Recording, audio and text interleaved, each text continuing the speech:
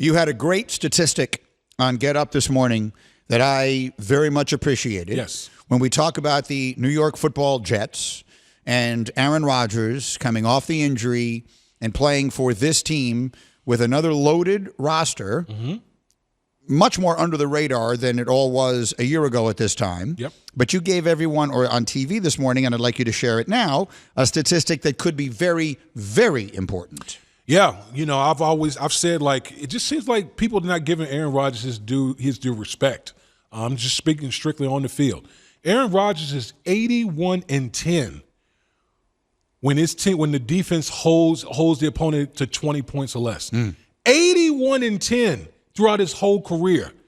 That tells you everything you need to know, to me, in my opinion, about how well, all-time great in Aaron Rodgers. And when he has a defense backing him up, remember, this Jets defense is going to be the best defense that Aaron Rodgers has ever played with, okay? They're going to hold people down week in and week out. That's really been the one thing that's been missing with this Jets, has been atrocious quarterback play. The defense has always held them down.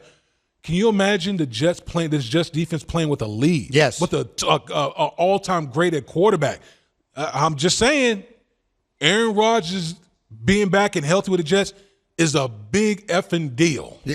No question about it. 81-10 is the stat for his career. And actually, that came from Darius, our researcher. You brought the stat in. Yes. He confirmed it. And then he actually sent me a note saying, if you only go back to 2016, so whatever that is, the last 9 years, that number becomes 35-2. Aaron Rodgers is 35-2 when the defense holds the opposition under 20 points. Last year, with the worst offense in history, the Jets' defense allowed an average of 20.9 points per game. So, I mean, they're right there with basically no help at all.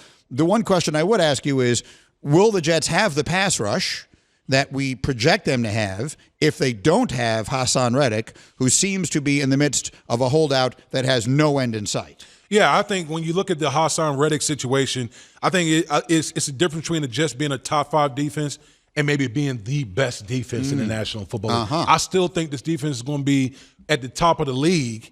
Guys like Jermaine Johnson is going to be counted on to step up, who made the Pro Bowl last year, to step up to another level. Okay, Quentin Williams. I mean, you look at this Jets defense, Greeny, they have all pros on all 3 levels of their defense. How many defense can really tout that? There's not many that can really tout that. But when you talk about a guy in Hassan Wright, we don't know when he's going to report.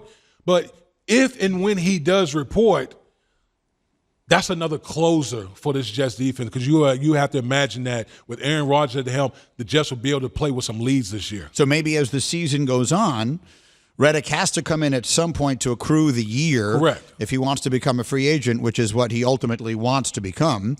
So maybe early in the season he's not ready, but as the year goes on, you all of a sudden, boom, you get this addition, like a shot in the arm, if you will. And the Jets, a team for whom the breaks never seem to go their way, might be getting a break go their way in terms of the opener. Yep. 2 weeks from tonight, they'll be in San Francisco, and the 49ers have serious issues with their star receiver, Brandon Ayuk, and their left tackle, Trent Williams, all-world left tackle, Trent Williams, so they may not be at their best. Yeah, we heard Adam Schefter talk about it on Get Up this morning, how those two guys in their contractual situations seems very worrisome for the San Francisco 49ers. Again, you talk about, we're 2 weeks away. Yep. We are literally 2 weeks away from that Monday Night Football game out in Santa Clara.